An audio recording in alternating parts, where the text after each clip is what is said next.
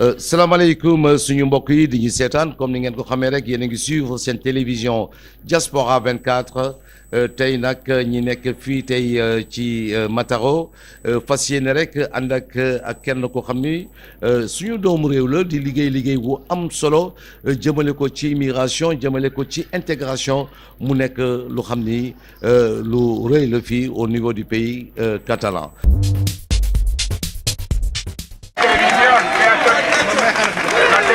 Diaspora 24, que está aquí para darnos soporte, para enseñar a los gobiernos africanos, magrebíes, de Latinoamérica, de los países latinoamericanos, a todos los países lo que está pasando en este país. Y que exigir a los gobiernos africanos a pronunciarse. Porque están muriendo miles de personas, ninguno dice nada. Si muere una persona, miles de personas salen a la calle. Todos los políticos hablan. Ahora están muriendo gente, ninguna persona, ningún político habla. No es normal. Si muere se acaba el silencio. Estaremos a la calle. Contamos con todos a la calle. La lucha es a la calle. El poder es del pueblo, no es de los políticos. No es de la gente que está aquí en el ayuntamiento. No es verdad. Toda esta gente que está aquí, gracias a nosotros. Tenemos que luchar. Tenemos que ir juntos. Tenemos que luchar. Son catalanes. Que vulguen, pero son catalanes como ellos. Vivimos aquí, tenemos derecho. Derecho a votos y papeles para todo el mundo. Nadie es ilegal, todos somos personas. El papel no define la identidad de una persona. Lo más importante es la persona.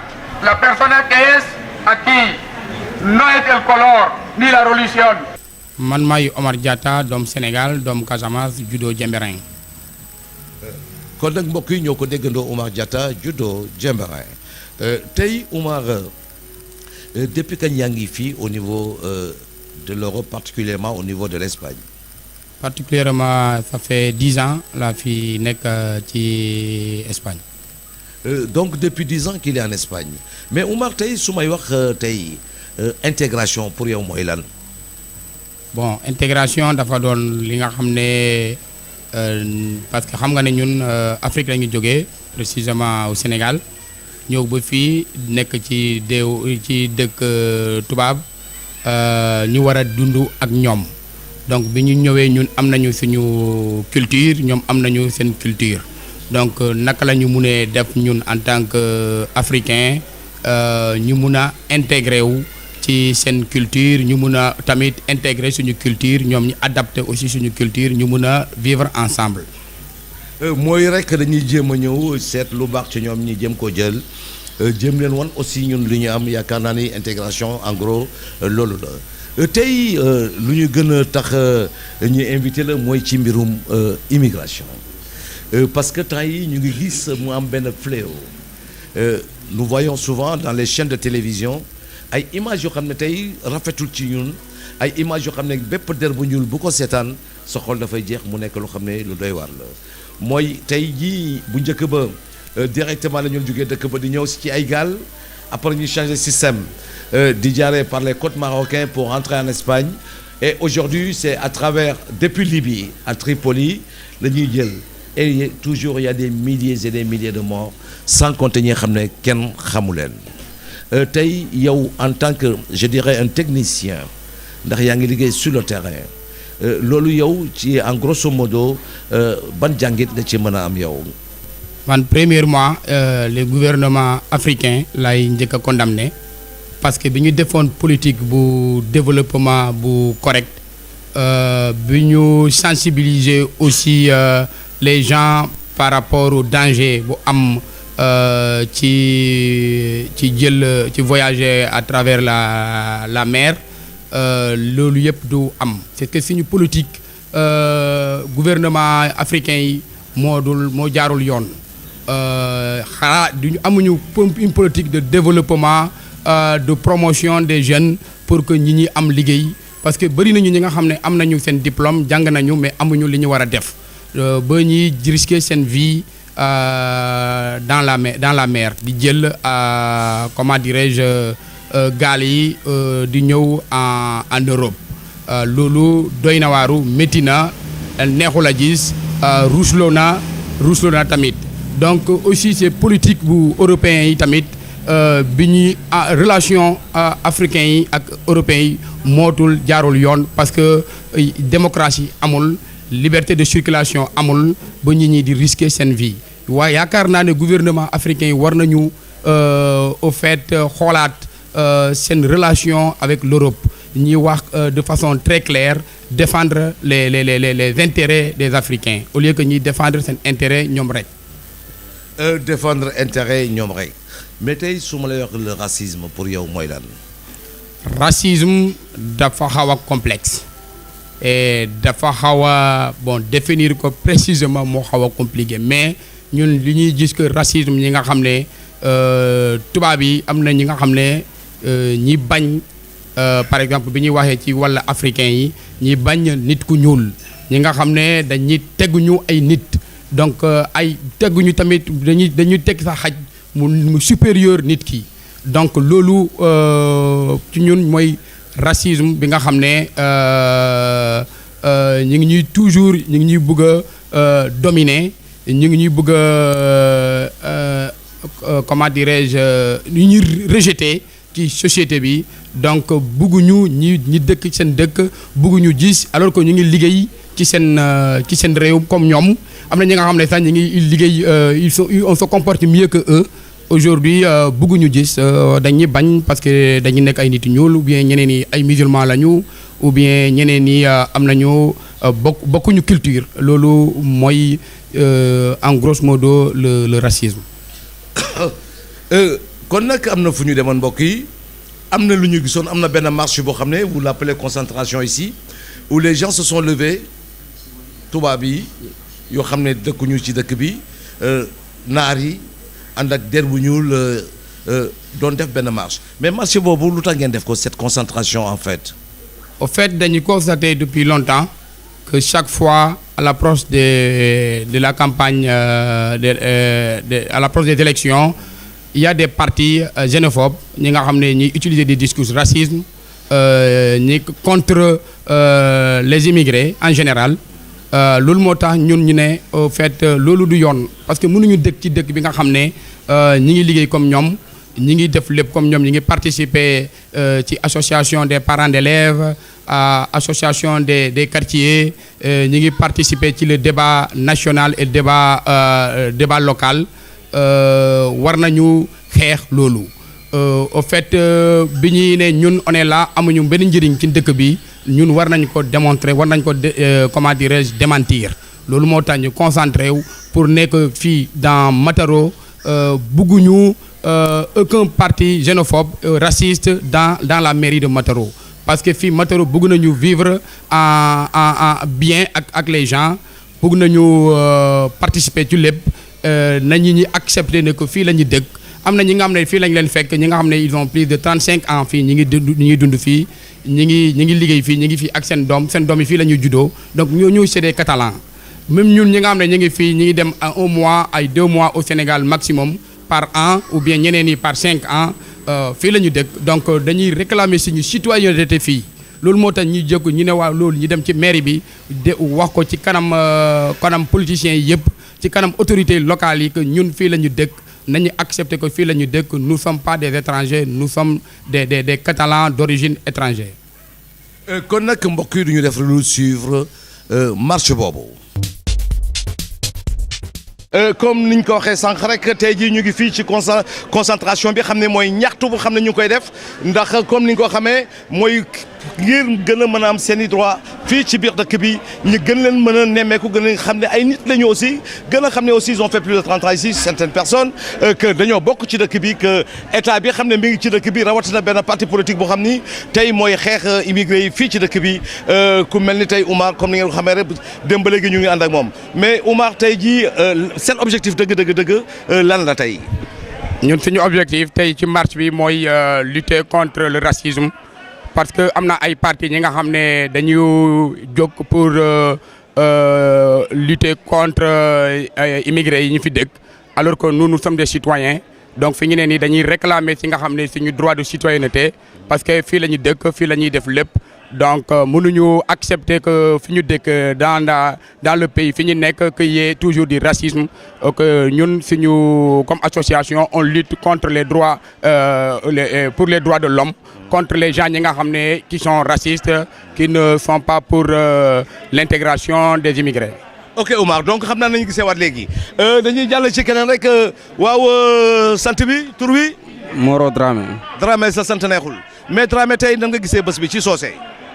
boy no ngaje lunna ñama lumu yalan ko alumu mo be la ngenta wulla ka funtala ngaje lunna ñama alumu bi la fananti ñepp dañu wara jenn tamit mbolo mobiliser taxaw def comme ñu ko waron def bu ñëk bi dañ nañ ko def duñu yakal lenn dañuy jokku respecter ñepp ñu baña déranger keneen ñeneen ñi loolu la ñuy yeewaat encore tey tamit di ko def quoi.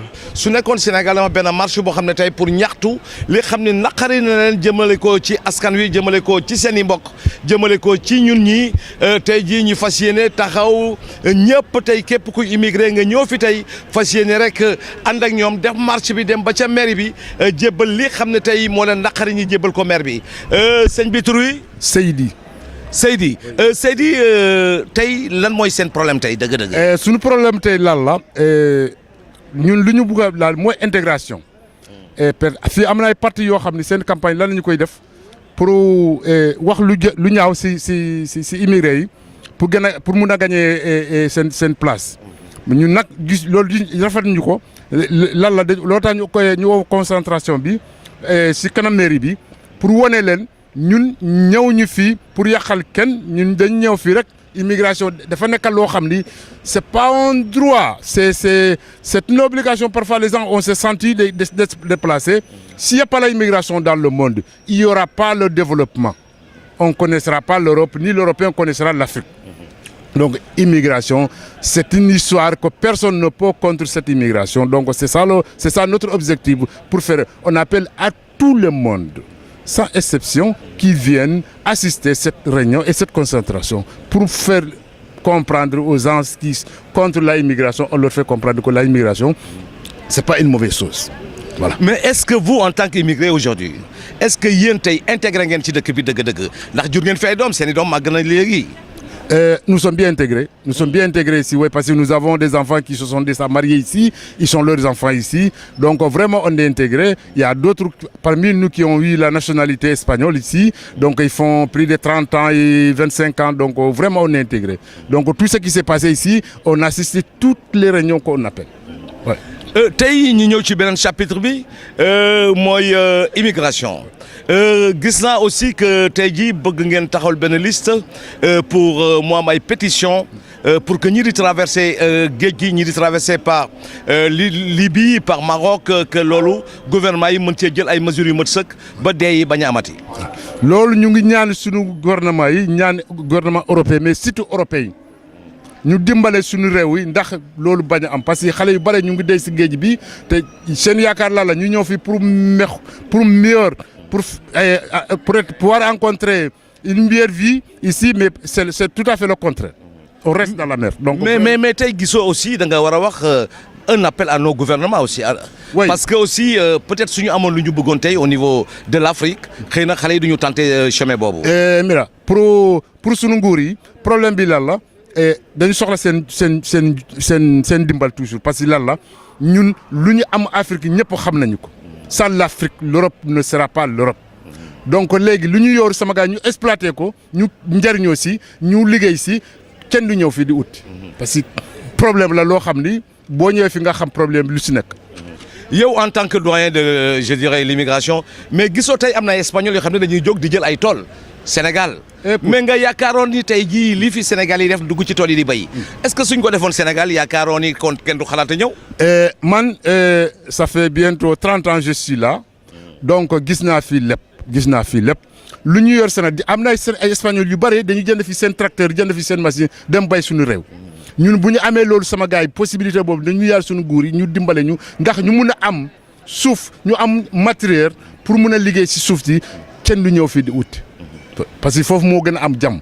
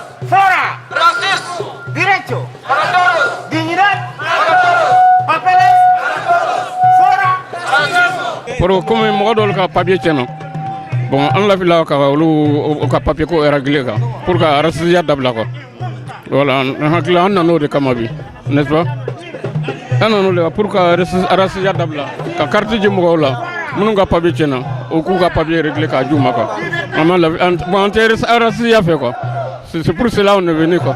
Hay un traspaso de poder. Cuando pasan las elecciones, el partido que gana entra, el que pierde sale. Por lo tanto, hoy nosotros estamos aquí presentes. suñu objectif mooy intégration pour ñëpp quoi parce que som ñun ay immigrants lañu ñoo ngi Espagne fii keroog dañoo bëgg a intégrer pour ñëpp parce que ñoo ngi fii actuellement ci Espagne actuellement ku nekk xam nga sa droit et réew bi ñu nekk mooy réew boo xam ne moom démocratie la et adduna bi yëpp démocratie bi la ñu doxee moo tax léegi mairie bi maire bu bees bi moom la ñuy fal moom mooy toog léegi mooy jël intérim bi léegi moo tax ñu profité ñun tamit ñu ñëw participer ci fal maire bu bees bi léegi profité revendiquer suñu droit pour ñëpp actuellement ñoo ngi fii ci buntu mairie bi ku nekk gagner sa droit ak ku nekk gagner sa dignité ak ku nekk ñëpp a yem ci démocratie amul nit ku ñuul amul tubaab amul chinois amul Maroc ñëpp benn droit la ñu am donc ku nekk ñu dox la sa droit bi ak sa kii bi.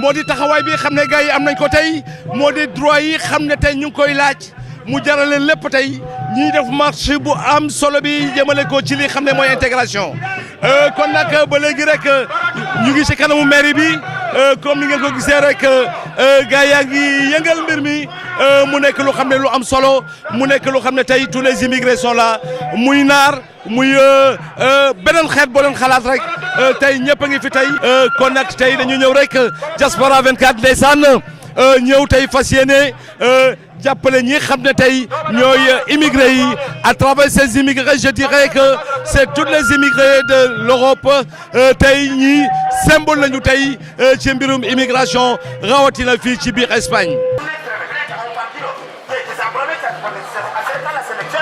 Utilizando a los inmigrantes porque no tenemos armas. ¿Cuál es nuestra arma? Es derecho al voto.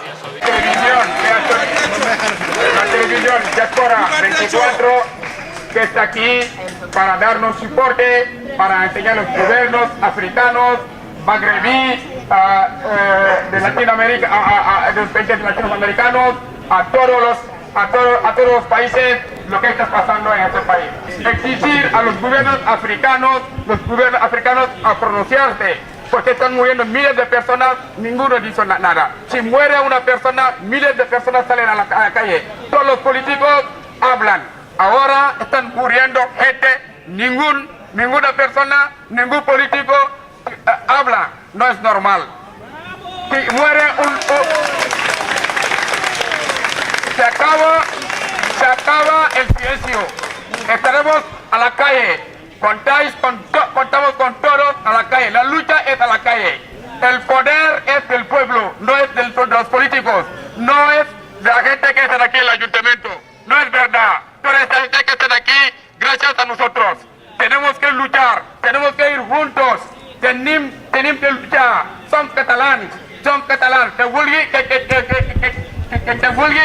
diguin el que vulguin, però som catalans com ells.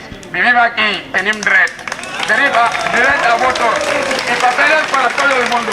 kon nag mbokk yi ba léegi yéen a ngi suivre seen télévision Diaspora 24 en direct depuis Mataro ñaari xale yi ñu gis sama ginnaaw nag après ñoom ñoo war a wax manifeste bi ñoo war a kayit gi xam ne bind nañ ko tënk ko ci lépp lu naqari moo di droit yi xam ne war nañ ko am ci dëkk bi te amuñu ko ñaari xale yu ndaw yi ñoo koy wax kon nag su ko namee tuuti du ñu def rek lu déglu leen tey mu nekk bés boo xam ne comme ni ma koy wax rek bés bu am solo la ci intégration parce que en fait c'est pas normal des personnes yoo xam ne ñëw nañ fi depuis 30 ans tey amuñu benn droit duñu voter kenn gisuñu seen bopp ci dëkk bi te am fi lépp di fi fay impôt di fi fay lépp loolu la ñuy xeex tey. Social. Alguns posicionaments han fet bandera del racisme i de la criminalització de les minories a través del discurs de l'odi contra la població migrada.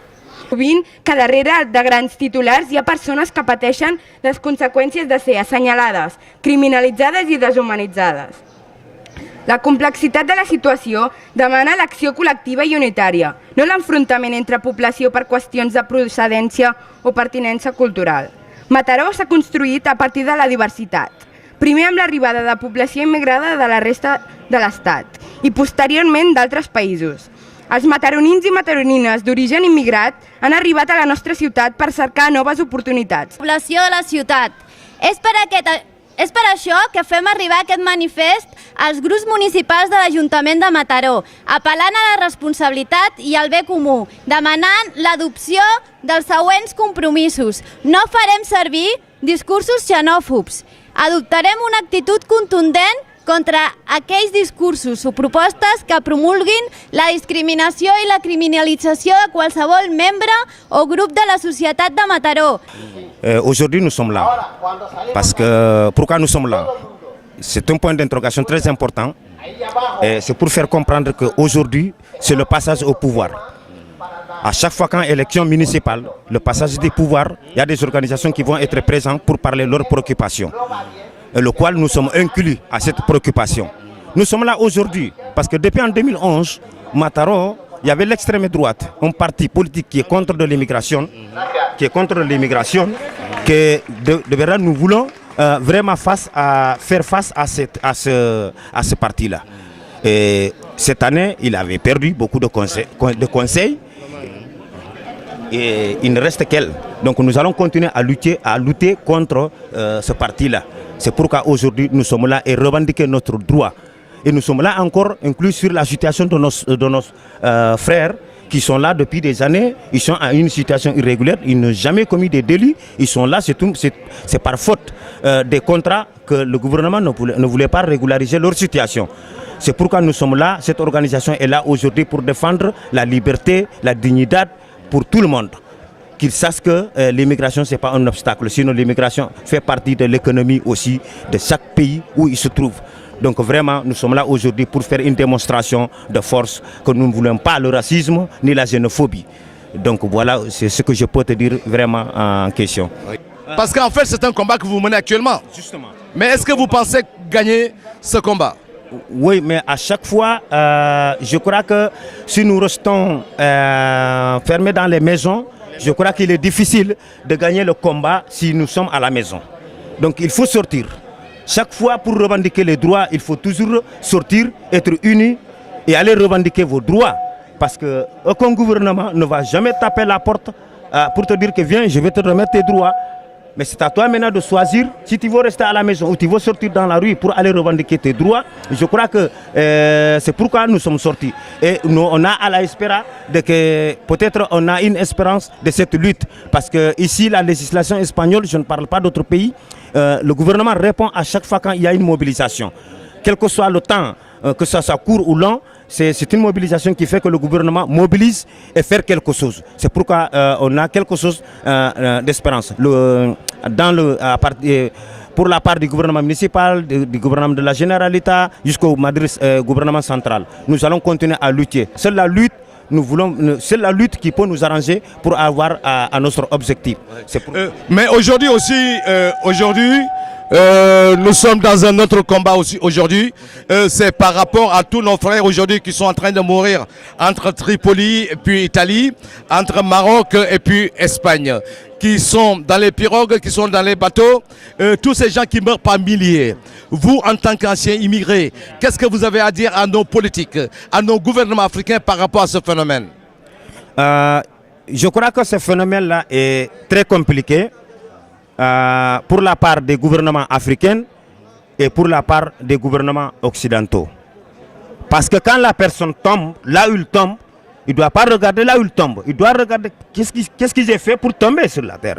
Donc c'est quelque chose de très compliqué à ce phénomène-là. Tant qu'il n'y a pas de stabilité dans les pays, dans les continents, d'où viennent ces immigrés-là, il doit avoir en premier lieu d'abord la stabilité. Après la stabilité, je crois que peut-être la tragédie, ça peut diminuer en quelque sorte. On ne peut pas freiner complètement. Mais moi, je demande d'abord la stabilité de tous les pays où se trouvent des conflits pour essayer de freiner cette immigration. Et ce travail-là, je crois que c'est un travail très compliqué parce que ça demande des efforts politiques sur les deux continents pour pouvoir donner la stabilité. Et ces efforts politiques, tout le monde doit partager ces efforts politiques. Tant les pays africains ou des pays asiatiques ou l'Occident, ils devaient s'asseoir sur la même table et discuter sur des différentes politiques des différents continents. Mais si jamais il n'y a pas de stabilité dans les continents, l'immigration, ça va continuer. Il faut d'abord la stabilité. Et cette stabilité, ça demande des efforts politiques. Donc, le continent africain, les Occidentaux doivent s'asseoir et parler comment résoudre les problèmes là. Ce n'est pas ni, par exemple, ils ont envoyé des marins dans la mer pour freiner ces gens-là. Ni la fusil, ni absolument rien ne peut pas freiner. C'est des raisons politiques. Et ça, il doit ouvrir clairement ce mouvement-là pour que l'immigration soit résolue d'une manière vraiment légère. L'instabilité dans nos pays, c'est la première des choses et nous lançons un appel à tous les présidents, à tous les États africains d'être plus ouverts, d'être plus stables parce que la guerre est plus démocratique parce que la guerre n'arrange rien et seulement ça va faire que nos enfants, nos braves enfants, les mets de l'Afrique, ils vont fuir, ils vont mourir par milliers dans ce Méditerranée. Alors, votre dernier mot, s'il vous plaît. Merci pour votre... On appuie la diaspora. Ce que j'ai fait tous mes discours, mais vraiment, j'ai laissé quelque chose de très important de ne pas parler, de remercier l'effort que vous avez fait aujourd'hui pour venir soutenir vos frères. Donc, tu as fait un effort, ce effort-là, on peut vous remercier infiniment pour vous encourager de continuer à nous appuyer. Nous allons continuer à lutter pour la stabilité de l'Afrique, pour les droits de l'homme, pour la stabilité dans le monde. Vraiment, gracias et merci beaucoup pour votre présence aujourd'hui à côté de nous. Merci beaucoup mon frère Bangali. Merci Bangali. Comme il vient de le dire, c'est une réalité. Comme je l'ai dit, Diaspora 24, c'est votre télévision. Diaspora 24, c'est pour tout le monde. C'est essayer de vous soutenir. Essayez de présenter vos doléances à travers le monde entier, que ce soit en Amérique, en France, partout en Afrique, pour voir des enfants de l'Afrique qui sont là en train de se battre pour un objectif tout à fait noble. Et Diaspora 24, la télévision sera toujours à vos côtés.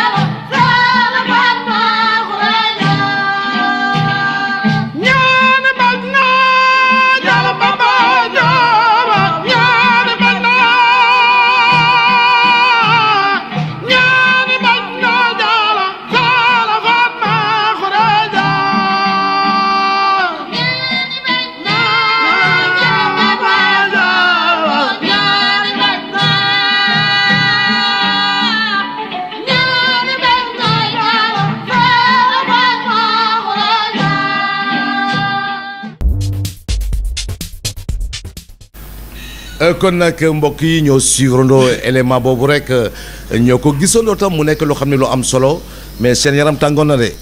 bu baax a baax parce que il fallait que ñu expliquer clairement lan mooy suñu position tamit ñu wax leen ne ñun on a le droit au vote parce que fii la ñu dëkk donc mun nañu participer ci politique locale et politique nationale parce que am nañu capacité am na ñi nga xam ne ñu ngi fii ak seen capacité parce que ku nekk mu ngi ak képp ñëpp ñoo am capacité nga jàng bañ a jàng am nga li nga am nga xam-xam bi nga indi Afrique am nga xam-xam bi nga jël fii donc la somme de ces compétences mun nañu ko utiliser fii pour que ñu mun a vivre avec les gens pour ñu améliorer les conditions de vie de tout le monde pas seulement les conditions de vie des immigrés parce que bi ñuy wax mënuñu wax problème des immigrés parce que fii la ñuy dëkk donc bu amee ay problème nañuy toog waxtaan xool naka la ñu war a gérer ces problèmes donc ñun war nañu am voté war nañu am bokk tamit ci mairie bi mu nekk une mairie bi nga xam ne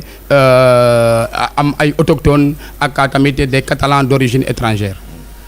kon nag mbokk yi ba léegi yéen a ngi suivre seen télévision Diaspora 24 dans le cœur du pays catalan nous sommes avec un jeune sénégalais je dirais quelqu'un vraiment qui a ses armes qui a ses arguments quelqu'un qui défend aussi la population noire quelqu'un qui se bat beaucoup pour l'intégration quelqu'un qui est intégré, j'ai dit, tu vois, quelqu'un, je dirais, qui est beaucoup apprécié. Nous avons vu, toi, et puis le conseil, comment il s'appelle là? Javier qui est le résideur de la coupe au niveau de la mairie de Mataro, qui est un ami, un compagnon de combat. Il a fait 2 mandats. Et comme aussi le disent le règlement intérieur de leur parti, ils ne peuvent pas faire plus de 2 mandats. Donc au moment où après les élections, il y avait une nouvelle équipe, on lui a fait une fête parce qu'on a vu le travail qu'il a fait. Javier m'a invité, comme tous les autres Catalans, pour assister à cette fête comme tout bon citoyen. kon nag mbokk yi ñoo ko déggandoo moo di rek ku xam ni ci dëkk bi la nekk ci mairie bi di xeexal der bu ñuul kooku nag la ñuy dem seeti mooy comme ni ñu koy waxee chez nous po bi ñu ko doon defal ndax comme dafa def ñaari mandat te fii ku fi def ñaari mandat amatoo droit def 3 mandats mu invité leen mu nekk waaju simple kon nag mbokk yi nañu seetaan.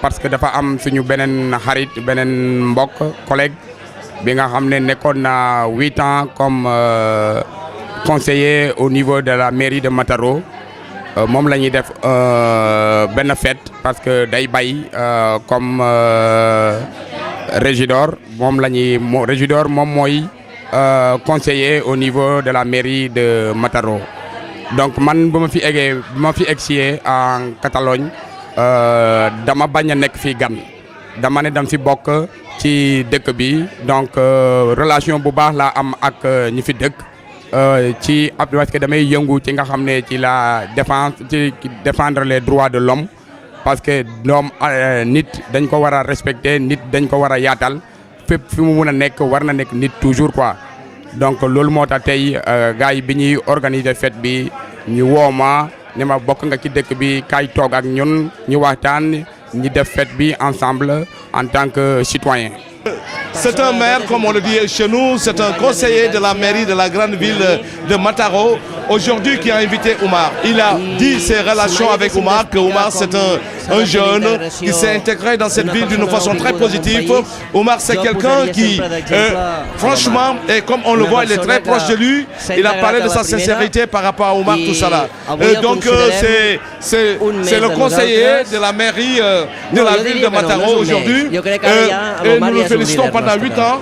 Et il était au niveau de la mairie. Et nous sommes très contents au niveau de la télévision Diaspora 24. Et nous vous disons gracias, merci beaucoup.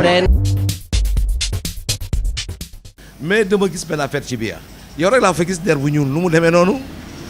Bon parce que depuis man bu ma egsee fii dama ne fii laa nekk donc war naa participer ci lépp war naa wane nit ñi ne que man je ne suis pas étranger donc ci wane nit ñi que je ne suis pas étranger di toog ci sama kër ou bien di kaas war naa dem bokk ak ñëpp donc lépp li ñuy def ci dëkk bi dem fiy bokk lu moo tax bon gars yi ràññee ma ci sumay mouvement donc lépp li ñuy def dañ may invité damay dem bu métier dinaa dem bu neexee tamit dinañ ma woo.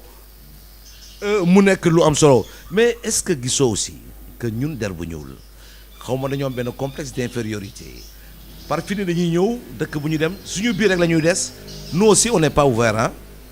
li nga wax effectivement loolu gis nañ ko parce que on n'est pas ouvert et que aussi on a comme li nga ko waxee am nañu complexe d'infériorité parce que lu tubaab bi wax loolu la ñuy gëm. te tamit nit boo nekkee bañkat des fois tubaab yi sax ñoom seen bopp dañ lay bëgg a génnee ci groupe boobu pour nga bañ a kaas donc mais yow même boo nekkee ak ñoom toujours tu dois avoir le même discours wan leen ne que ñoom yow tu es africain même si tu es catalan d'origine étrangère donc am nga fi nga jógee donc sa culture boobu mënoo ko bàyyi mun nga défendre sa frère yi comme li nga ko doon defee même bi ñu lay indee ba ci ñoom tamit sa discours boobu war na mun a continuer ñun africains yi ou bien immigrés yi war nañu toujours wane ne war nañu mun a wane li ñu xam li ñu am war nañu am complexe devant le tubaab war nañu ubbeeku tamit un peu pour pouvoir vivre ak ñoom le fait que ñi bëgg a regrouper wu ñun rek loolu day indi ay problèmes donc day difficulté l'intégration day am difficulté aussi ci la cohésion sociale loolu moo tax ñun ci wàllu comment dirais ñun on essaie de lutter que aussi que africains yi mun a jege tubaab yi mun a jege africains yi ñu mun a vivre en paix en harmonie. mais Oumar ñi gisee da ngay làkk catalan te immigré yu bari fi xanaa ñu fi juddoo dégguñu catalan mais nga koy làkk mel ni kuy làkk joola mel ni kuy làkk français mais affaire bi doy war lool.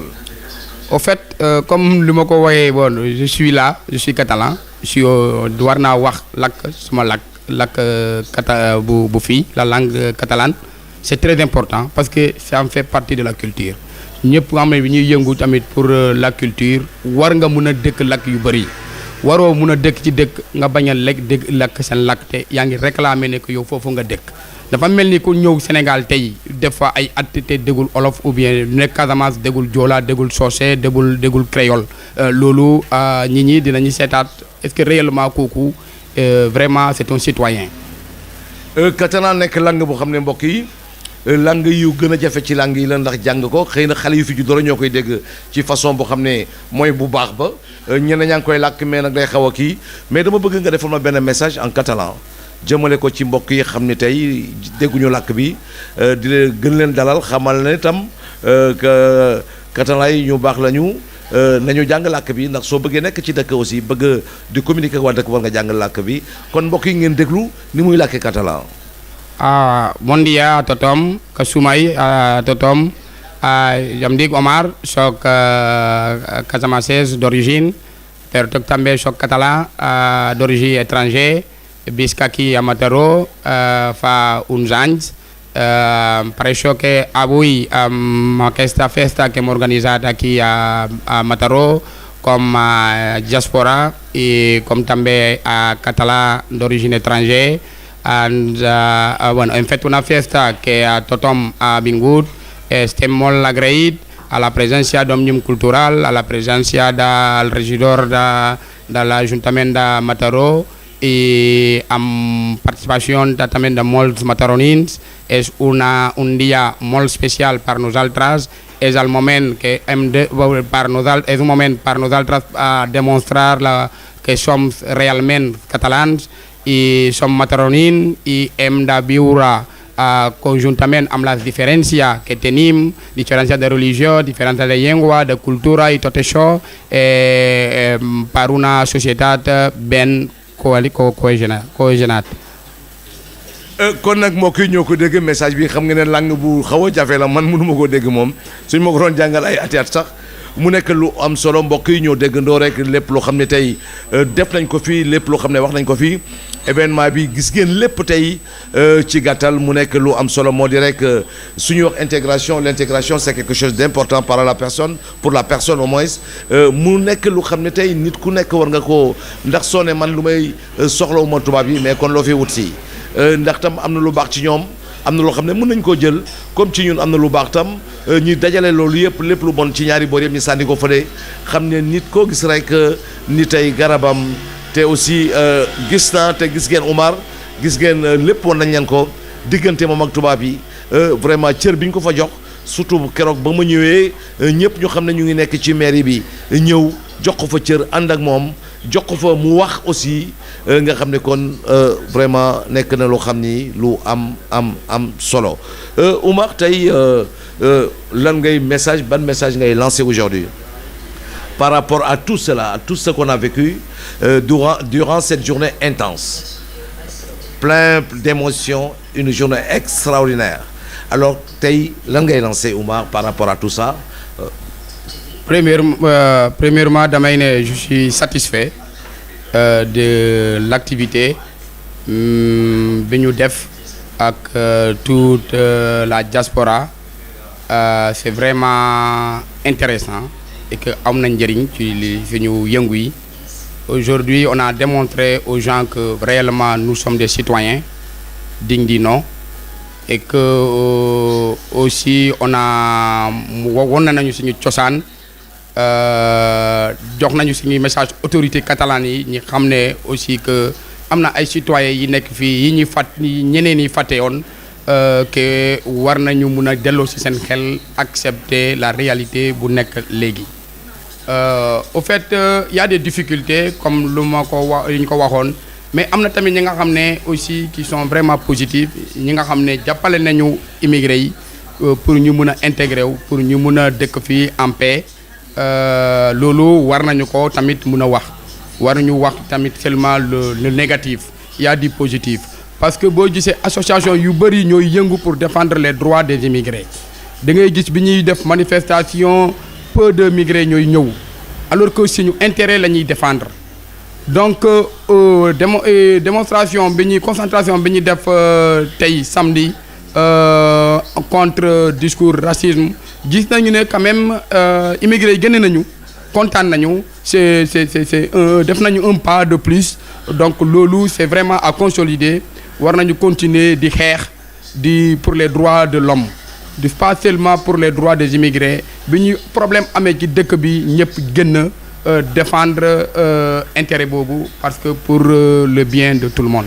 moo tax ku nekk rek tey war a am taxawaay boo xam ne bépp dëkk bu nekk rek taxawaay bu positif la ba ñooñu nga mën a sagal sa der muy deru Sénégal ndax dëkk bu ñu jugee loolu la teraanga la ñu xam jom la ñu xam liggéey la ñu xam mais aussi bañ a jël yoon wi xam ni rek tey jii suñ ko déggee dañuy wax càmm Sénégalais yi parce que benn Sénégalais mën a yàq deru des milliers et des milliers de Sénégalais te moom moom la wane tey ndax tey li muy def rek moo tax tey tubaab yi fi nekk yëpp ñemee Sénégalais mais am na loo xam ne tey su ko defoon tey ñëpp ay ragal Sénégalais kon mu nekk lu am solo kon ma bàyyi la nga tàggatoo. Merci à Diaspora 24 surtout à Yamar mon frère ki nga xam ne mu ngi fii depuis 3 jours ak ñun du ñu accompagner ci suñu activités yi.